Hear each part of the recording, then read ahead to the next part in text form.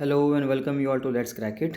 तो ये है अब कुछ क्वेश्चंस, बहुत ज़्यादा इंपॉर्टेंट क्वेश्चंस हैं, एमसीक्यूज़ हैं, जो आगे आने वाला जो अभी एडवोकेट जनरल का पेपर है 23 तारीख को, उसके लिए बहुत ज़्यादा इंपॉर्टेंट है।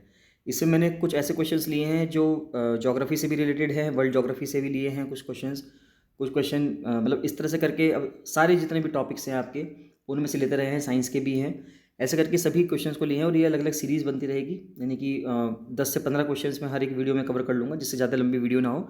आप फटाफट इन वीडियोस को देख लें, जिससे कि आपने जो पहले तैयारी की हुई है वो आपको समझ में आ जाए कि आपकी तैयारी किस लेवल पे है। तो ये क्वेश्चन जो हैं आपके, आपकी तैयारी को, यानी कि आपकी प्रिपरेशन को एक बार टेस्ट कर लेंगे कि आपकी प्रिपरेशन कितनी है। और आप इन क्वेश्चंस को देख लीजिएगा, इन क्वेश्चंस को बार बार देख लीजिएगा, जिससे कि अगर इनमें से कोई भी क्वेश्चन आपके एग्जाम में आता है तो वो आपसे ना छूटे।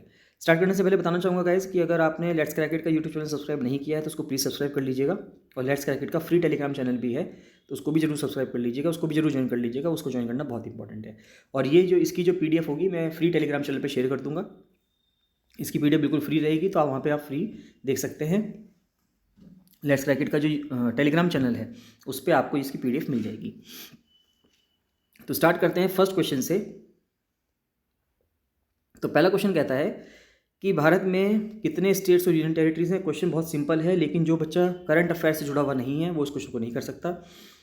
देखिए, अब राज्य कितने हैं भारत में। पहले राज्य हुआ करते थे 29, उसके बाद JNK ख़त्म कर दिया गया 5 अगस्त 2019 को। JNK स्टेट नहीं रहा तो स्टेट रह गए 28, यूनियन टेरिटरी हो गई 9। लेकिन उसके बाद 2 यूनियन टेरिटरी को, दमन एंड दीव को और दादरा एंड नगर हवेली को मर्ज कर दिया गया, उन दोनों को मिला दिया गया, तो 9 से कम हो गई। यानी इसका आंसर है 28 और 8, यानी कि सी ऑप्शन। जो सी ऑप्शन है वो उसका सही उत्तर है। 28 और 8, यानी कि 28 राज्य हैं इस टाइम पे और 8 केंद्र शासित प्रदेश हैं। तो ये बहुत इंपॉर्टेंट बात है। अगला सवाल आता है कि कौन सा यानी which state has the largest coast line in India, यानी कि कौन सा राज्य ऐसा है भारत में जिसकी सबसे लंबी तटरेखा है। तो सबसे बड़ी तटरेखा किसकी है, वो गुजरात की है। ये बिल्कुल फैक्चुअल सवाल है, अगर आपको डेटा या आपको चीज़ें ध्यान है तो आप कर पाएंगे, वरना आप क्वेश्चन देख के आएंगे सिर्फ। नेक्स्ट क्वेश्चन है कि the latitude which passes through Sikkim also passes through. देखिए, प्रीवियस ईयर में एक बार क्वेश्चन भी पूछा गया है, ये UPSC ने पूछा इस सवाल को, बहुत इंपॉर्टेंट सवाल है ये। वो कह रहा है कि अगर कोई लैटिट्यूड, देखिए इस सवाल को मैंने यहाँ पे इसलिए लगाया है कि ज़रूरी नहीं है कि ये एक बार ये सवाल पूछा जा चुका है ना, तो दोबारा तो पूछा मुश्किल है, पूछा जाएगा, लेकिन पूछ भी सकते हैं। साथ ही साथ आपको ये ध्यान रखना है कि सवाल इस तरह भी पूछा जा सकता है कि अगर कोई सिक्किम से गुजरने वाली अक्षांश है वो किस देश, किस राज्य से होकर गुजरेगी। तो इसलिए आपको इंडिया का मैप की पकड़ होना बहुत ज़रूरी है, क्योंकि इंडिया का मैप अगर आपके हाथ में होगा, अगर इंडिया का मैप आप कि इंडिया की मैप के ऊपर पकड़ आपकी अच्छी होगी, तभी आप सवाल से कर पाएंगे। तो वो लैटिट्यूड जो सिक्किम से पास होता है वो राजस्थान से भी पास होता है, तो राजस्थान इसका सही जवाब होगा। नेक्स्ट क्वेश्चन है कि which of the following neighbouring country India has काला पानी टेरिटोरियल डिस्प्यूट, यानी भारत के किस पड़ोसी देश के साथ काला पानी क्षेत्रीय विवाद है। तो काला पानी का जो रीजन है वो पिथौरागढ़ के पास है। पिथौरागढ़ में जो काली नदी है, काली नदी का जो आप कह सकते हैं जो ईस्ट का हिस्सा है, वहाँ पे ये टेरिटोरियल डिस्प्यूट है, और वो किसके साथ है, नेपाल के साथ है। अगला क्वेश्चन है, यहाँ पे कुछ मैच द फॉलोइंग करने हैं। तो अगर हम मैच द फॉलोइंग देखें तो 4 तरह की, 4 झील दे रखी हैं, 4 लेक्स दे रखे हैं और जगह दे रखी हैं, वो कहाँ कहाँ पे हैं। देखिए, अगर मैं बताऊँ कि चिलिका लेक उड़ीसा में है, ये सबको पता है, तो चिलिका लेक अगर उड़ीसा में है तो यानी B का 1, देखिए B का 1 इसमें भी है, B का 1 इसमें भी है, तो यानी कि B ऑप्शन गलत हो गया और D ऑप्शन तो गलत हो गया। A और C में सब आंसर हो सकता है। चिलिका लेक उड़ीसा में हो गया, और पेंगोंग सो लेक ये लद्दाख में है। इसमें बहुत ज़्यादा विवाद चलता रहता है आजकल, चाइना वाले इस पर कुछ कुछ कंस्ट्रक्शन कर रहे हैं। तो पेंगोंग सो कहाँ पे है, लद्दाख में, यानी C का 4, तो C का 4 इसमें हो, तो A ऑप्शन हो गया। तो A का 3 यानी पुलिकट लेक तमिलनाडु में है, B का 1 चिलिका लेक उड़ीसा में है, पेंगोंग सो लद्दाख में है, और सांबर झील राजस्थान में है, जयपुर से 70-80 किलोमीटर दूर है ये राजस्थान में। तो A ऑप्शन इसका सही हो गया। यानी आप इस तरह से एलिमिनेशन करके भी अपना आंसर प्राप्त कर सकते हैं। हाईएस्ट माउंटेन पीक क्या है पेनिनसुलर भारत की, यानी कि प्रायद्वीपीय भारत की सबसे ऊंची पर्वत चोटी कौन सी है। सबसे ऊंची पर्वत चोटी है अनाईमुदी, जो अनामलाई रेंज में है, सबसे नीचे केरला में। तो अनाईमुदी जो है वो हाईएस्ट माउंटेन पीक है पेनिनसुलर भारत की। बैडलैंड टोपोग्राफी जो है वो किस चीज़ की विशेषता है, बैडलैंड स्थाकृति किसकी विशेषता है, ये चंबल घाटी की विशेषता है। तो चंबल घाटी में इस तरह से चंबल रेवाइंस पड़ जाते हैं, यानी कैसे कटाव पड़ जाते हैं बारिश की वजह से ज़मीन में, तो उसको हम बोलते हैं बैडलैंड टोपोग्राफी। एक ज्योग्राफी का टर्म है ये, इंडियन ज्योग्राफी में से पूछा जा सकता है सवाल। अगला सवाल है कि जो साबरीमाला है, ये बहुत ज़्यादा न्यूज़ में भी रहता है आजकल, साबरीमाला का मंदिर, ये जगह किस राज्य में है। तो ये जो है केरला राज्य में है। नेक्स्ट है Majuli, the world's largest river island is located in which state. तो माजुली आइलैंड जो है दुनिया का सबसे बड़ा, एक नदी में स्थित ये आइलैंड है। तो ये कहाँ पर है? ये असम में है। और नदी पूछी जाए तो नदी कौन सी है?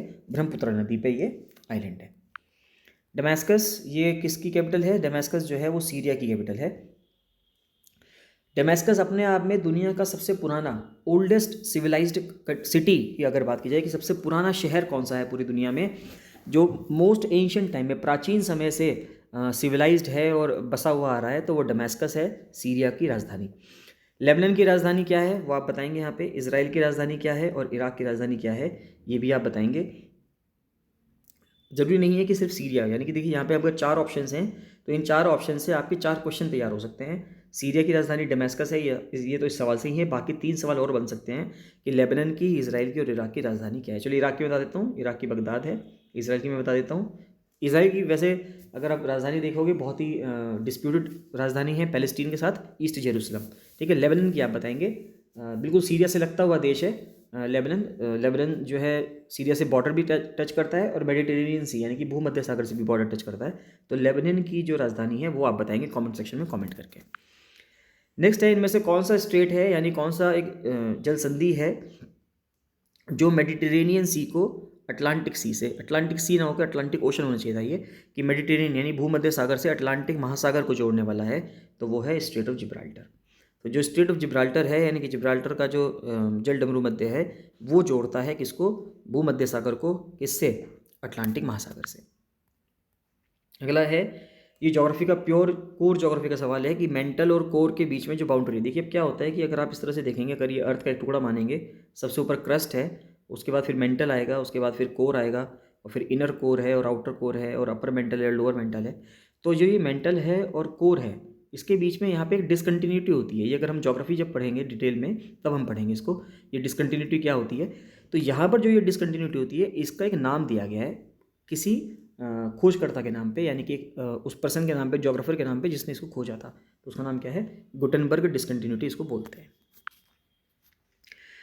तो आप यहाँ से ये भी पता कर सकते हैं कि जो बाकी डिसकंटिन्यूटीज लिखी हुई हैं कि मोहोरिविक डिसकंटिन्यूटी, कोनराड और लेहमन, ये डिसकंटिन्यूटी कौन सी है। ठीक है, ये भी आप इसके बारे में पता कर सकते हैं। मैस्करीन प्लेट्यू जो है ये किस ओशन के अंदर सिचुएटेड है? तो ये इंडियन ओशन में सिचुएटेड है।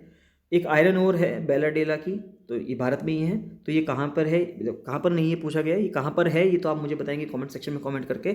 इसमें ये पूछा गया है कि वहाँ से कौन से वाला लौह अयस्क मिलता है, आयरन ओर कौन सा मिलता है, तो वहाँ से हेमेटाइट मिलता है, जो अपने आप में सर्वश्रेष्ठ क्वालिटी का होता है ना। इससे ऊपर कोई क्वालिटी नहीं होती आयरन ओर की।